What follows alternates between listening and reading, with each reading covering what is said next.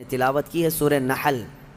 سورہ نحل شہد کا ذکر آیا ہے. اللہ تعالیٰ فرماتا ہے اللہ کی نشانیوں میں سے ہے یہ بھی، یخرج من بطونہا شراب مختلف الوانہ فیہ شفاء للناس. شہد کی مکھی کا ذکر ہے کہ اللہ تبارک و تعالیٰ اس کے منہ سے ایک ایسے رس کو نکالتا ہے جو دنیا کی سب سے میٹھی چیز ہے، اور اللہ فرماتا ہے اس میں لوگوں کے لیے شفا ہے. کس میں؟ شہد میں. شہد میں شفا ہے، اس کی گارنٹی قرآن سے ہے. اللہ نے فرمایا الگ الگ رنگ کے پھولوں سے یہ مکھی چوس کر کے آتی ہے رس، اور اپنے چھتے میں لا کر چھوڑ دیتی ہے، اور اس کے بعد اس میں مٹھاس آتی ہے، اور غضب کی مٹھاس، اس کی مٹھاس کا مقابلہ کوئی نہیں کر سکتا.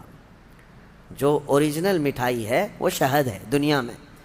باقی سب چیزوں کو چھوڑ دیں، سب بنی ہوئی ہیں، لیکن اوریجنل جو مٹھاس ہے وہ صرف شہد کی ہے.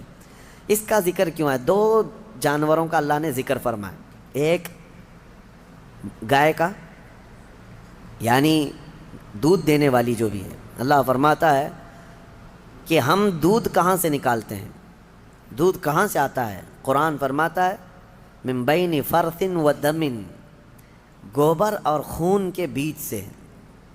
گائے چارہ کھاتی ہے، اس کے بعد اس کو جگالی کر کے وہ ہضم کرتی ہے، اور اس کا وہ فضلہ بن جاتا ہے، اور اسی سے تھوڑا خون بھی بنتا ہے. خون اور اس کے گوبر کے بیچوں بیچ سے دودھ کو اللہ نکالتا ہے. اللہ فرماتا ہے من بین فرث و دم لبنا خالصا، خالص دودھ نکلتا ہے، نہ اس میں گوبر کا اثر آتا ہے، نہ خون کا اثر آتا ہے، اور نہ ہی کسی گائے کو چیر کر کے دیکھ لو کہ کوئی فلٹر اندر رکھا ہوا ہے. کون سی مشین لگی ہوئی ہے؟ کون سی مشین لگی ہوئی ہے کہ اس دودھ کو صاف کر کے، یعنی اس میں خون کے ذرات ہیں تو الگ کر دے، گوبر کے ذرات ہیں تو الگ کر دے. میاں رنگ بھی نہیں آتا اور نہ ہی مزہ آتا ہے. دودھ کے اندر کبھی خون کا مزہ آیا؟ دودھ کے اندر کبھی گوبر کا مزہ آیا؟ نہ مزے کو اللہ ملنے دیتا ہے، نہ اس کے اثر کو، نہ اس کے رنگ کو ملنے دیتا ہے. اور قرآن میں اللہ فرماتا ہے کہ ان دونوں کے بیچ سے خالص دودھ کو نکالتا ہے اللہ تعالیٰ، اور یہ پینے والوں کے لیے پیٹ بھرنے والی غذا ہے. ایک اس کا ذکر ہے اس جانور کا، اور دوسرا مکھی کا، کہ مکھی جو ہے یہ عبرت کی چیز ہے. شہد کی مکھی، اللہ کرے کہ آپ کو کبھی ڈنک نہ مارے، کبھی ڈنک نہ مارے. اگر یہ مارتی ہے تو زہر چڑھتا ہے، جسم پھول جائے گا. چہرے پہ اگر کاٹ لے، کئی لوگوں کا اس میں انتقال بھی ہوا، موت بھی ہوتی ہے. اگر کئی مکھیاں مل کر کے کاٹ دیں آدمی کو شہد کی، آدمی مر سکتا ہے. زہر ہے، سمجھ میں نہیں آتا. وہ زہریلی مکھی ہے، اور پھولوں کا جو رس چوستی ہے اس میں سے آپ بھی چوس کے لا کے اپنے گھر میں تھوک کے دیکھو. گلاب کو چوس لو، موگرے کو چوس لو، چمیلی کو چوس لو، اور اپنے گھر کے ایک کٹوری میں تھوک کے دیکھو، بدبو ہی آئے گی. اور پھولوں کا رس تو کڑوا ہی ہوتا ہے، لیکن وہ مکھی زہریلی خود بھی ہے اور چوستی کڑوے پھولوں کا رس ہے، اور لا کر کے چھتے میں جب ڈالتی ہے تو نہایت ہی شیریں، نہایت ہی میٹھی چیز.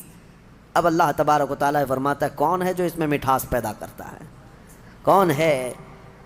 اس کو مٹھاس پیدا کرنے والا کون ہے؟ وہ خالق کائنات ہے، جو پھولوں کو رنگ دیتا ہے اور شہد کی مکھی کے منہ میں مٹھاس دیتا ہے.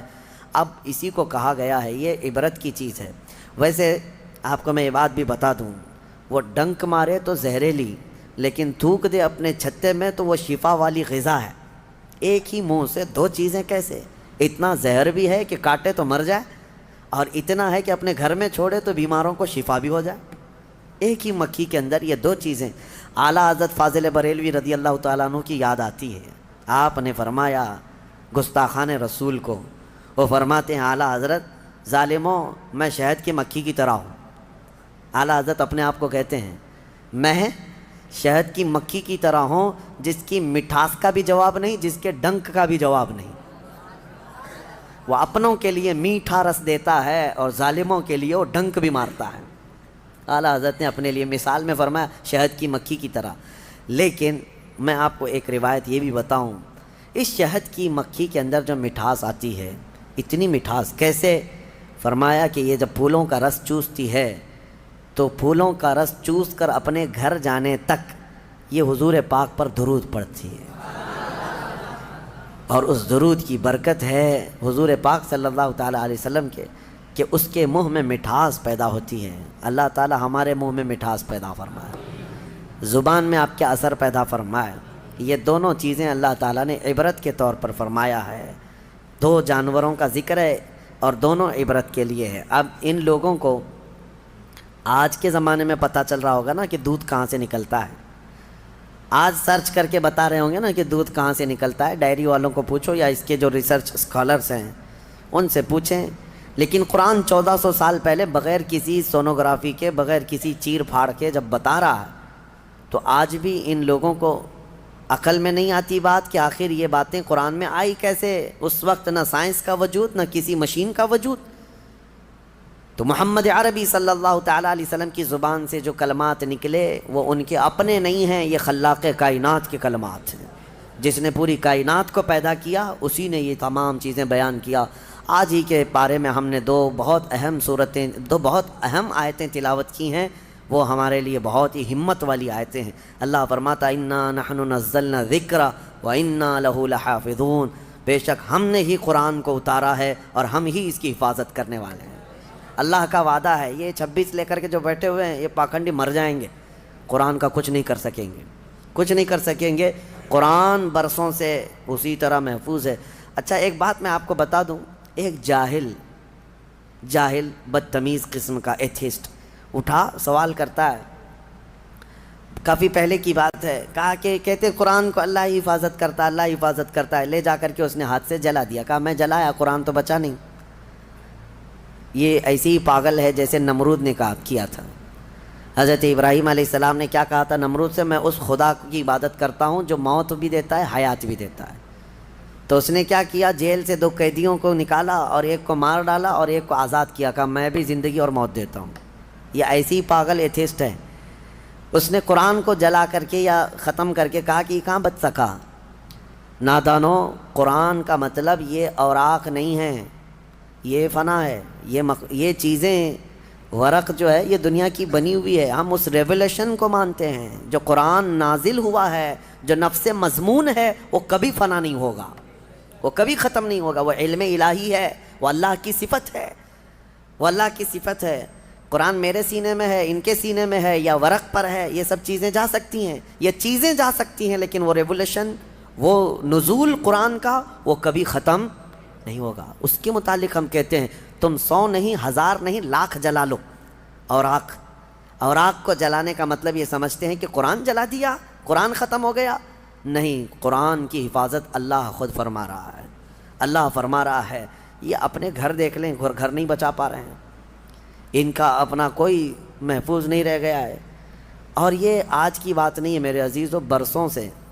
ایک سوال یہ بھی آتا ہے کہ قرآن وہی آتھینٹک ہے یا نہیں؟ اس سے قبل بھی میں پہلی ہی تفسیر میں اس کو بتا دیا تھا جب شروع کیے تھے ہم لوگ۔ یہ سوالات یہ ملحدین کی طرف سے آتے ہیں، بددین ایتھیسٹ جو ہیں، ناستک لوگ، وہ کہتے ہیں کہ کیسے پتہ؟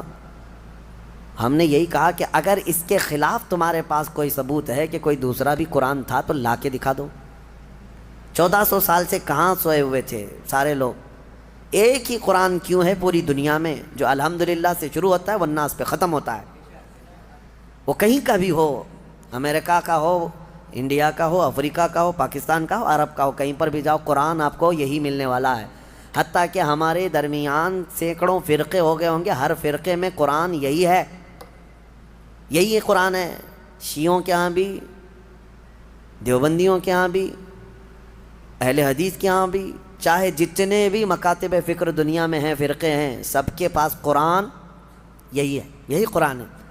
تو کوئی الگ قرآن کیوں نہیں ملتا؟ یہ ان کے لیے سب سے بڑا سوال ہے کہ اتنے تواتر تک، یعنی لاکھوں لوگوں کا ایک چیز پر جمع ہونا دنیا میں محال ہے، کوئی ایک تو اگینسٹ ہوگا۔ اب مسئلہ یہی ہے نا کہ قرآن کے خلاف یہ اس لیے زہر اگلتے رہتے ہیں کہ کبڑا یہ چاہتا ہے کہ پوری دنیا کبڑی ہو جائے، وہ یہ نہیں چاہتا کہ میری پیٹھ صحیح ہو جائے، وہ یہ چاہتا ہے کہ دنیا میں سب ویسے ہی دکھتے رہیں جیسے میں کبڑا ہوں۔ ہاں، خود کے گھروں کی کتابوں کا حال تو یہ ہے کہ بیچارے یہاں ایک الگ پبلش ہوتی ہے، وہاں ایک الگ پبلش ہوتی ہے، سب کے روایتیں بدلی ہوئی ہیں، اس کا مضمون الگ ہے، اس کا مضمون الگ ہے۔ بائبل پتہ نہیں مارکیٹ میں کتنی ملتی ہے، الگ الگ ہے۔ ویدوں میں تبدیلیاں ہیں، قرآن میں تبدیلیاں ہیں، شرح لکھنے والوں میں الگ الگ باتیں ہیں، تو ظاہر سی بات ہے دنیا میں دوسری کتابوں کو انہوں نے دیکھا تو سوچتے ہیں قرآن بھی ایسا ہی ہے۔ میں یہ کہتا ہوں ترجمے ہزار ہو سکتے ہیں، تفسیریں ہزار ہو سکتی ہیں، لیکن قرآن کا وہ نفس مضمون ایک ہی رہے گا، قیامت تک ایک ہی رہنے والا ہے، اور یہی اللہ کا وعدہ ہے۔ ہم نے ہی قرآن کو اتارا ہے اور ہم ہی اس کی حفاظت کرتے ہیں۔ ہاں، اور دوسری آیت جو میں کہہ رہا ہوں، 2 آیتیں ہم نے پڑھی ہے۔ دوسری آیت ہے وَنَزَّلْنَا عَلَيْكَ الْقُرْآنَ تِبْيَانًا لِكُلِّ شَيْءٍ۔ اللہ فرماتے ہیں ہم نے قرآن میں ہر چیز کا واضح بیان کر دیا ہے، واضح بیان کر دیا۔ میں تقریباً آج سے 10 سال پہلے کی بات ہوگی، تو 2012 وغیرہ میں ایک صاحب وہ پوچھنے لگے، وہ بڑے ماڈرن خیالات کے ہیں، تو انہوں نے کہا آپ کہہ رہے ہیں قرآن میں ہر چیز کا واضح بیان ہے، تو کیا پیٹرول کا بھی ذکر ہے قرآن میں؟ اور پتہ نہیں پیٹرول ہی شاید اس کو زیادہ اچھا لگتا ہو یا پیٹرول پیتا ہو۔ میں نے کہا پیٹرول کیا، اللہ نے فرمایا ہر چیز کا واضح بیان ہے، ہر چیز کا واضح بیان ہے۔ ہم نے ان سے پوچھا تمہیں پتہ ہے سمندر میں موتیاں ہیں؟ پتہ ہے نا، سمندر میں ہی ہوتی ہے نا موتیاں؟ کہا ہاں ہے۔ کہا جاؤ ڈوب کے لے کے آؤ۔ کہا ہمارا کام نہیں ہے۔ کہا کس کا ہے؟ وہ جوہری کا کام ہے جو غوطہ لگاتا ہے۔ کہا یہی قرآن میں ہر چیز کا بیان ہے، اس میں غوطہ لگانے کا کام اماموں کا ہے جو مجتہدین ہیں، ائمہ مجتہدین ہیں، علماء صالحین ہیں، جس کا جیسا علم ہوگا وہ غوطہ لگاتا ہے اور قرآن سے نکالتا ہے۔ ارے سیدنا عبداللہ ابن عباس سید المفسرین صحابی ہیں، حضور سے سب سے زیادہ قرآن کی تفسیر سیکھنے والے، وہ کہتے ہیں قرآن کے علم کے بارے میں اگر میرے اونٹ کے گلے کی رسی بھی گم ہو جائے تو میں قرآن سے ڈھونڈ لوں گا، ہاں قرآن سے ڈھونڈ لوں گا۔ تو یہ ہر چیز کا واضح بیان ہے، لیکن یہ اپنے اپنے ظرف کی بات ہے، اپنے اپنے علم کی بات ہے۔ ہمیں پتہ ہے سمندر میں بہت سارے خزانے ہیں، لیکن ہر ایک کا کام نہیں ہے کہ سمندر میں جا کے موتیاں لے آئے۔ ہاں کچھ لوگ کوشش کر بھی لیں گے تو سیپیاں لا سکتے ہیں، سیپ لے لیں گے، موتیاں لانا اور وہ سب جانکار لوگوں کا، ماہرین کا کام ہوتا ہے۔ اسی طرح میرے عزیزو قرآن عظیم میں ہر چیز کا واضح بیان ہے۔ اس کا مطلب اب یہ بھی نہیں، ایک فرقہ نکلا ہے اہل قرآن، ابھی ایک فرقہ ہے، انٹرنیٹ پر کتنے فرقے آئیں گے پتہ نہیں، ابھی 72 تو بہت پہلے ہی ہو گئے جو جہنم میں جانے والے تھے، ابھی آ ہی رہے ہیں، ان کی شاخیں پہ شاخیں ہو رہی ہیں۔ اہل قرآن اور اللہ کی پناہ یہ اکثر جو ہے نا پاکستان سے نکلتے ہیں۔ ایک اسی طرح کا فرقہ جس میں وہ یہ کہتے ہیں کسی بھی حدیث کی ضرورت نہیں، کسی بھی چیز کی ضرورت نہیں، ہمارے لیے قرآن کافی ہے۔ قرآن میں اللہ نے فرمایا نا ہر چیز کا واضح بیان کیا، تو اس آیت کی وجہ سے اب کسی دوسری چیز کی ضرورت نہیں، بس قرآن ہی کافی ہے، قرآن ہی کافی۔ وہ دنیا کو ایسا گمراہ کرتا ہے آدمی، ہاں بات کرنے نہیں دیتا علماء کو، لیکن وہ لوگوں پر اپنے لچھے دار باتوں سے حاوی ہونے کی کوشش کرتا ہے۔ ہر چیز کا بیان قرآن میں، ہر چیز کا بیان قرآن میں۔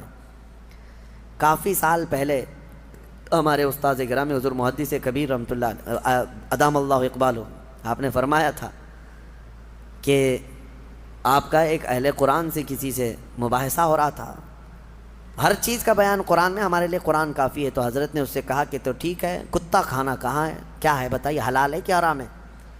قرآن میں اس کا ذکر ہونا چاہیے، صاف صاف ذکر ہو، کتا کھانا کیا ہے۔ اگر حلال ہے تو پہلے تم کباب بنا کے کھاؤ، اور حرام ہے تو پھر قرآن سے دکھاؤ۔ نہیں تھا۔ کیا قرآن میں ہر جانور کا پرٹیکولر نام ہے؟ نہیں ہے، فارمولے بتائے گئے ہیں، اور قرآن کو سمجھنے کے لیے رسول پاک کی حدیث ضروری ہے، کیونکہ وہی نور ہے جو اس پر روشنی ڈالتا ہے۔ نبی پاک صلی اللہ علیہ وسلم کی حدیثوں کے بغیر قرآن کو سمجھنے کی کوشش کرو گے پھر اٹکل پچھو مارتے رہ جاؤ گے۔ اس کا مطلب یہ ہو سکتا ہے، اس کا مطلب یہ ہو سکتا ہے۔ نبی پاک صلی اللہ تعالیٰ علیہ وسلم کی احادیث سے جس نے قرآن کو سمجھا وہ ہدایت پر ہے، وہ ہدایت پر ہے۔ ورنہ یہی انٹرنیٹ کے کیڑے جو ابھی نکلے ہوئے ہیں اپنا فرقہ بنائے، اور انہوں نے کیا کیا انکار کر دیا، معجزہ نہیں ہوتا، یہ تورات زبور انجیل کوئی کتاب ہی نہیں تھی، ہاں، اور سب سے افضل قوم جو تھی وہ بنی اسرائیل تھی، امت محمدیہ نہیں ہے۔ آیتوں کے ذریعے سے بہت کچھ توڑ مروڑ کر کے مانے۔ کہاں سے سمجھ رہا ہے؟ اس سے سوال کرو تو کہا ہم اپنی عقل سے سمجھتے ہیں، عقل سے سمجھتے ہیں، ان کو حدیث کی ضرورت نہیں، حدیث کا لفظ تک نہیں لیتے، وہ کہتے ہیں عقل سے، ہم اپنی عقل سے سمجھتے ہیں، اللہ نے ہم کو اتنی ہدایت دی۔ اگر ان سے صرف ایک سوال کر لیں، ایک سوال کر لیں، سب چیزیں تمہارے لیے قرآن ہی کافی ہے نا؟ پہلی بات تو یہ بتاؤ کہ یہ قرآن تم تک آیا کیسے؟ کیا تمہاری عقل پہ ڈائریکٹ نازل ہو گیا، جبرائیل امین لا کر کے دے دیے؟ کہاں سے آیا قرآن؟ اس کی آتھینٹسٹی چاہیے، تو ان کو بولنا پڑے گا، ان کو بولنا پڑے گا کہ رسول اللہ پر نازل ہوا، اور اس کو جمع کس نے کیا؟ کس نے کیا؟ عام لوگ جانتے ہیں، صحابہ اکرام نے جمع کیا۔ اب صحابہ اکرام سے تابعین میں آیا، تابعین سے پھر اولیاء امت میں آیا، یہ ایسے ہی چلتا چلتا قرآن ہمارے تک آیا نا۔ اب یہ صاحب یہ بیچ کے سارے سند ہٹانا چاہتے ہیں، نہیں، ہم کو ڈائریکٹ چاہیے۔ اگر تم یہ صحابہ کرام اور یہ تابعین کے سلسلے کو ختم کرو گے تو قرآن کی سند بھی نہیں رہ جائے گی، قرآن کی سند بھی نہیں رہ جائے گی۔ قرآن کو اگر تم حقانیت والا یہ کتاب مانتے ہو تو یہ ماننا پڑے گا اس کو ہم تک پہنچانے والی جو ذاتیں ہیں وہ نبی پاک صلی اللہ علیہ وسلم کے سچے غلام ہیں، اور انہوں نے ہی حضور کی حدیثیں بھی بیان کی اور قرآن کی تشریح بھی انہوں نے ہی ہمیں سمجھایا۔ اسی لیے قرآن کو اپنی عقل سے نہیں بلکہ صحابہ اور تابعین کی سمجھ سے ہمیں سمجھنا ہے۔ جیسے رسول اللہ نے انہیں سمجھایا ہے ویسے ہم قرآن سمجھنا چاہتے ہیں، تو عقل نہیں، گوگل نہیں، بلکہ فہم صحابہ جس کو کہتے ہیں، صحابہ اکرام۔ ابھی لوگوں کو بڑا آسان ہے، آیت سمجھنا ہے گوگل کر دو، اور گوگل لا کر کے دیا، اور گوگل کتنی جگہ گلیوں میں پھنساتا ہے پتہ ہے، بڑی بڑی گاڑیاں لے جا کر کے نکڑ پہ لگا دیتا ہے۔ گوگل میپ والی آنٹی جو بولتی ہے اس کے پیچھے پیچھے چل کر کے کتنی مرتبہ تو ہم بھی دھوکے کھائیں۔ ہاں، ہم کو جو ہے دلی سے نکل کر کے گاڑی میں 6 لوگ تھے، میپ لگا کر کے چل رہے ہیں، میں کہا کہ مجھے پتہ ہے راستہ، ڈرائیور صاحب رامپور کے تھے، کہے کہ نہیں میپ سے چلیں گے، رات کے 2 بج چکے ہیں، میپ سے چلتے چلتے کچے راستے پر لے کے گئے۔ میں کہا بریلی کا راستہ اتنا کچا تو نہیں ہے، دلی ایئرپورٹ سے بریلی جانا ہے، کچے راستے پر لے جا کر ایک جگہ ڈیڈ اینڈ آ گیا، کچھ بھی نہیں، اور بیریکیٹنگ ڈال کر کے پولیس لوگ کھڑے ہیں، ٹارچ ہمارے اوپر مارنے لگے۔ کہا ادھر کیوں آئے؟ ہم نے کہا کہ ہم بریلی جا رہے ہیں۔ انہوں نے کہا یہ تو سب جیل ہے، یہاں کیسے آ گئے رات کے 3 بجے؟ تو یہ ہے گوگل وہاں تک پہنچاتا ہے۔ بہت سارے لوگ صرف جو ہے نا آیتوں کو گوگل کر کے وہیں تک جیل تک جانا چاہتے ہیں۔ صرف اس پر ڈیپینڈ مت رہو۔ ہاں، میں یہ نہیں اس کا انکار نہیں کرتا کہ اس میں کچھ نہیں ہے، لیکن یہ آتھینٹک ہے یا نہیں اس کو سمجھنے کے لیے پھر تمہیں علماء حق کی ضرورت ہوگی۔ آج جو فارورڈ ہو رہے ہیں نا سارے میسیجز، حدیث حدیث حدیث کہہ کر وظیفے وظیفے وظیفے، اس کے لیے بھی کیا تمہارے پاس اتنی عقل ہے کہ حقیقت میں یہ بخاری کی حدیث ہے یا نہیں؟ کیسے پتہ تمہیں؟ یہ مسلم شریف کا اس میں ریفرنس دے دیا، کیسے پتہ تمہیں؟ ایک بات یاد رکھو، قیامت تک جتنی بھی ٹیکنالوجی آ جائے لیکن علماء صالحین جو اصول جانتے ہیں ان کے محتاج ہی رہیں گے۔ امام غزالی رحمۃ اللہ علیہ فرماتے ہیں اگر علماء اس زمین پر نہ ہوں تو انسان سب جانور ہیں، وہ صرف جانوروں کی طرح گھومتے رہ جائیں گے۔ آپ کو حق اور باطل میں فرق کرنے کا طریقہ انٹرنیٹ سے نہیں معلوم پڑے گا، پھر تمہیں کسی کے ہاں جا کر کے سمجھنا ہی ہوگا۔